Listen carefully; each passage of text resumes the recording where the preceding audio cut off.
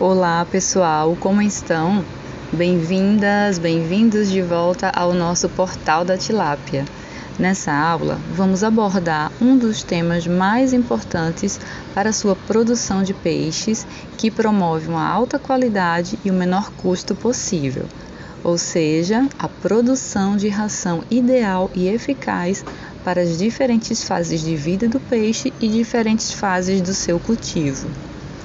Esse curso de elaboração de ração alternativa para peixe é uma oportunidade para você, produtor, entender melhor sobre os aspectos da nutrição das espécies que você cultiva na sua piscicultura e também conhecer os mecanismos para produzir a sua própria ração com componentes mais acessíveis, com um valor mais baixo, sem que isso comprometa as exigências nutricionais dos peixes, visando assim uma maior economia, sem causar prejuízos ao desempenho zootécnico da sua produção. Para isso, vamos começar entendendo o que são os peixes, que tipo de organismos são eles, como ocorre a sua nutrição e como funciona o seu sistema digestivo. Os peixes são animais exclusivamente aquáticos, encontrados nos mais variados ambientes aquáticos, e se caracterizam por ser um dos grupos mais diversificado e numeroso dos vertebrados. Nesse grupo de animais, temos representantes com corpo tipicamente fusiforme. Apresentam diferentes tamanhos, formatos e cores, sendo animais de grande importância econômica, uma vez que são amplamente usados na nossa alimentação, em algumas práticas esportivas e também em práticas ornamentais, como criação de peixes em aquário, por exemplo. Em relação à sua digestão, os peixes possuem um sistema digestório completo, com o intestino terminado em cloaca em alguns tipos de peixes, como os cartilaginosos, tubarões, raias e quimeras, e terminados em ânus nos peixes ósseos. O sistema excretor desses animais é formado por um par de rins. Nos peixes cartilaginosos é excretado principalmente ureia. Nos peixes ósseos, como é o caso da maioria dos peixes que são cultivados comercialmente, observa-se a eliminação de amônia. Essa informação é muito importante, pois ela influencia diretamente na qualidade da água do seu cultivo. O produtor deve se atentar diariamente também aos níveis de amônia na água, pois a mesma está sendo constantemente excretada pelos peixes que estão sendo cultivados. Em relação ao sistema digestivo dos peixes, vamos agora apresentar as partes que o compõem. Primeiro, a boca, que tem a função de reter e manipular o alimento com o auxílio dos dentes e da língua. A boca dos peixes ela pode ser de diferentes tipos, a depender do seu hábito alimentar e do seu habitat. Logo em seguida da boca, temos uma pequena faringe e seguidamente temos o esôfago, um canal bem musculoso por onde o alimento passa antes de chegar no estômago. O estômago possui glândulas digestivas que produzem enzimas importantes que auxiliam na digestão do alimento. Seguidamente, temos o intestino, e existem diferentes tipos de intestino, também a depender do hábito alimentar do animal. Nele, os nutrientes são absorvidos pelo organismo. No intestino saem várias projeções, chamadas de secos pilóricos. Essas projeções têm a função de aumentar a superfície de absorção desses nutrientes. Por fim, o ânus, por onde os peixes excretam as fezes e, consequentemente, também excretam uma quantidade considerável de amônia. Diante dessas informações, o produtor deve ter em mente que o manejo alimentar dos seus peixes deve levar em consideração tanto a anatomia e fisiologia do trato digestivo de cada espécie, o seu comportamento em cativeiro, bem como o sistema de cultivo adotado. Assim também não podemos esquecer das condições climáticas da região e também das características inerentes ao alimento que o produtor está fornecendo aos animais. Além disso, o hábito alimentar do peixe pode mudar durante a vida do animal.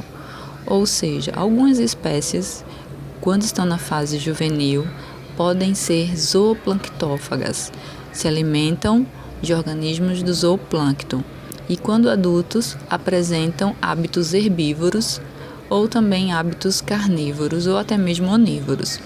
Além desses tipos de hábitos alimentares, também podemos ter os peixes detritívoros, que são os que se alimentam de organismos em decomposição. Ainda em relação ao hábito alimentar do peixe, no caso dos herbívoros, por definição são aqueles cuja base da sua alimentação inclui 90% de matéria vegetal, ou seja, algas, microalgas e plantas aquáticas. Já os peixes carnívoros são os que possuem a sua base alimentar composta por alimento de origem animal. Podem ser insetos, crustáceos, moluscos ou até mesmo outros peixes.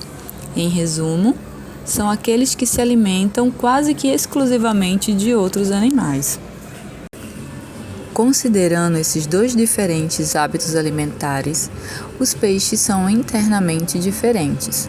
O aparelho digestivo dos peixes carnívoros e herbívoros apresentam diferenças desde o início do trato, na boca e nos dentes, por exemplo, pois os peixes carnívoros costumam ter dentes e mandíbulas muito mais desenvolvidas, e os herbívoros possuem dentes menores e algumas estruturas na faringe e no esôfago que são capazes de trabalhar o material fibroso.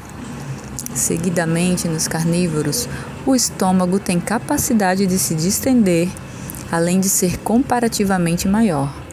No caso dos herbívoros, o estômago é bem menor e em algumas espécies pode nem existir.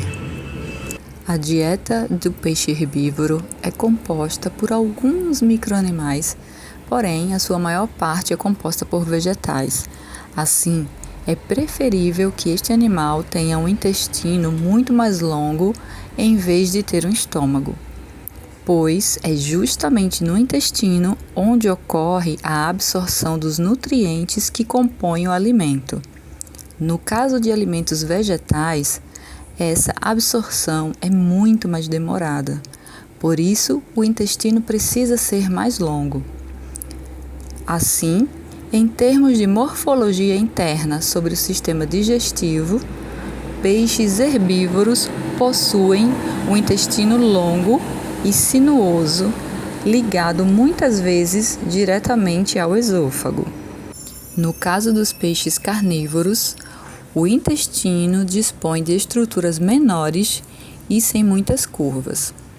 Em relação aos peixes onívoros, que são a maioria dos peixes, existem diversas opções e apresentações de tratos digestivos diferentes, pois esses peixes são uma mescla de hábitos alimentares.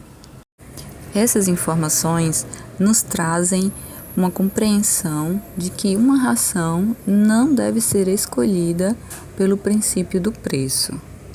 Cada produtor deve conhecer bem o seu peixe e comprar ou até mesmo produzir uma ração adequada para a espécie que está sendo cultivada. No nosso caso, vamos aprender a produzir uma ração eficaz, de alta qualidade e, se possível, de baixo custo. Para isso, além das características de cada peixe, precisamos conhecer bem os nutrientes adequados ao nosso peixe cultivado, bem como quais ingredientes dispõem dos nutrientes necessários para cada fase de vida do peixe. A qualidade do ingrediente na ração para peixes depende de sua composição em aminoácidos, do seu potencial energético e dos seus níveis de vitaminas e minerais. pois os peixes utilizam de forma distinta os diferentes ingredientes alimentares e isso resulta em diferentes respostas de desempenho produtivo. Alguns estudos demonstram que produtos de origem animal são superiores e promovem o crescimento mais acelerado dos peixes. Portanto, teoricamente, as rações com maior eficiência produtiva têm em sua composição ingredientes de origem animal como fonte proteica fundamental. No entanto, em alguns casos, os produtos de origem animal disponíveis no mercado podem apresentar níveis muito elevados de cloreto de sódio, de sal e matéria graxa, que, somados ao elevado custo, podem limitar o seu uso pela indústria. Agora, vamos conhecer cada um dos ingredientes mais utilizados na fabricação de ração, seus componentes nutritivos para diferentes fases da vida do peixe. Precisamos entender alguns conceitos. Alimentos. Alimentos são substâncias que apresentam propriedades nutritivas que podem ser transformadas e aproveitadas pelo peixe para manter os processos essenciais à vida. Podem ser de origem vegetal ou animal. Os nutrientes são componentes de alimento ou grupo de constituintes dos alimentos com composições similares. Por exemplo, proteínas, hidratos de carbono, gorduras e fibras. Uma ração é um alimento fornecido em quantidade adequada e proporcional à idade do peixe, dependendo do objetivo da criação. Uma ração, ela deve ter um valor nutritivo adequado ao objetivo do cultivo. O valor nutritivo é a soma dos nutrientes em uma dieta e podem ser nutrientes brutos ou digestíveis. Dentre os nutrientes, os principais são carboidratos, que são as maiores fontes de energia para os animais, junto com os lipídios. Entre os carboidratos estão glicoses, galactoses, frutoses e etc. Eles podem ser em duas categorias, os carboidratos solúveis e os carboidratos insolúveis. Nos peixes, a digestão dos carboidratos é muito rápida. Eles são absorvidos na forma de monossacarídeos, que são os compostos mais simples de um carboidrato. Já os lipídios são compostos orgânicos. Eles são encontrados em tecidos de origem animal e vegetal. Eles não são solúveis em água, mas eles são ricos em carbono e hidrogênio, porém pobres em oxigênio. A absorção dos lipídios acontece principalmente na forma de ácidos graxos. Quando eles chegam no intestino, eles sofrem ação de sais biliares, que agem como se fossem detergentes, separando-os em pequenas gotinhas de gordura. Também temos as proteínas, que são os nutrientes principais para o desenvolvimento e um bom metabolismo dos peixes. Os nutrientes são absorvidos como aminoácidos. Por exemplo, cerca de 20 aminoácidos compõem a maioria das proteínas, um dos mais importantes nutrientes para a vida. A composição da proteína no corpo do peixe é de aproximadamente 15 a 20%. Ela pode variar de espécie para espécie. As dietas que apresentam teores de proteína abaixo do recomendado, elas provocam um desenvolvimento insatisfatório e um crescimento muito lento nos peixes. Também temos as vitaminas. São cerca de 15 vitaminas necessárias a um bom desenvolvimento dos peixes. Também temos os elementos minerais. Quanto aos minerais, eles podem ser incorporados à ração, ou eles podem ser adquiridos pelo peixe através do seu meio de cultivo, pela água. Dentre os elementos minerais, podemos destacar o cálcio, que é muito importante para a formação dos ossos, para a coagulação do sangue e pela contração muscular e sistema enzimático. Também temos o sódio, contribui no balanço iônico dos fluidos do corpo e na presença das paredes externas das células. O ferro, ele é muito importante para a constituição da hemoglobina.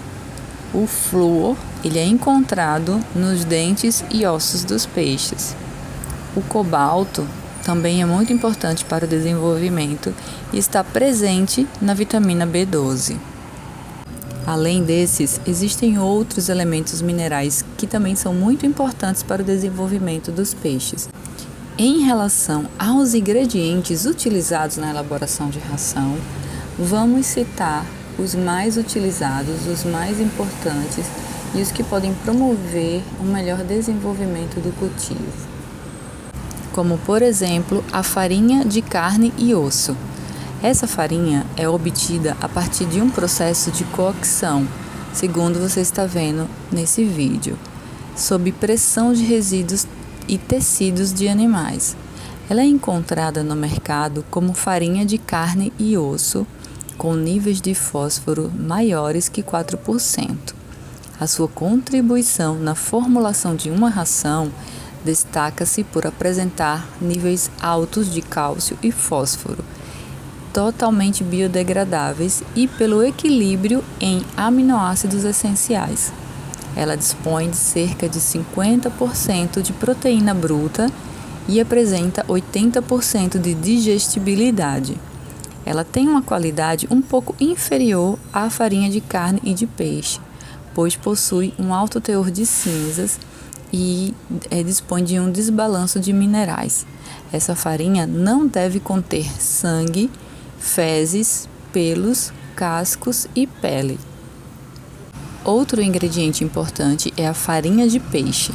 É um produto desidratado e moído, geralmente composta por vísceras, cabeças, pele, entre outros, de diferentes espécies e composições. Ela está disponível em nosso mercado com variadas composições químicas e discutíveis resultados em relação à digestibilidade. Quando ela tem uma boa qualidade, ela apresenta níveis de matéria graxa não superior a 3% e proteína bruta entre 50% a 60%. A qualidade depende do processo de secagem, principalmente considerando que a elevação da temperatura durante o processo de produção pode promover uma degradação de nutrientes, especialmente a degradação da proteína. A adição de ácidos orgânicos ou inorgânicos até o nível de 0,5% faz com que o pH seja reduzido, impedindo o desenvolvimento de micro-organismos. Também temos a farinha de vísceras e penas de aves. Ela é produzida através de um processo de autoclavagem, secagem e moagem de sangue, vísceras, pés, cabeças, penas, entre outras partes, e apresenta-se bastante utilizada nas regiões sudeste e sul do país. Ela é equivalente às farinhas de peixe e farinhas de carne em relação ao teor proteico, pois apresenta 60% de proteína bruta. Ela dispõe de um menor coeficiente de digestibilidade e substitui a farinha de peixe em até 75%, principalmente por apresentar uma boa qualidade e disponibilidade preço baixo. A farinha de penas é produzida através do processo de hidrólise sob pressão e vapor, que melhora a digestibilidade em até 75%. Essa farinha é exclusivamente produzida com penas. Ela apresenta um teor proteico de 84%, mas por ser rica em queratina, ela resulta numa digestibilidade muito baixa. Esse ingrediente contém ótimos níveis de cistina, que é muito importante para o desenvolvimento do animal. Assim, ela pode substituir a farinha de peixe em até 30% da composição. E, em consequência, a sua baixa densidade, ela necessita de adição de aglutinantes para a conservação de rações peletizadas.